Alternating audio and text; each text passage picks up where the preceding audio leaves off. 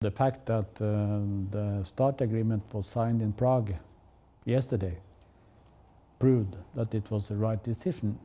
This was one of the arguments that the Nobel Committee had for avoiding Obama, namely that he paved the way for this process without his initiative to adapt, for instance, the nuclear shield that President Bush had developed.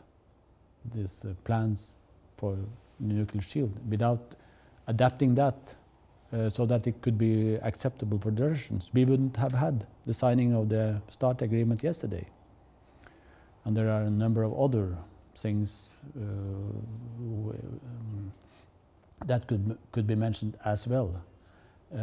I can only refer to what the former security advisor in White House, Brzezinski, wrote in Foreign Affairs some months ago, namely he fully deserved the Nobel Peace Prize because he took so many initiatives to change the climate in the world.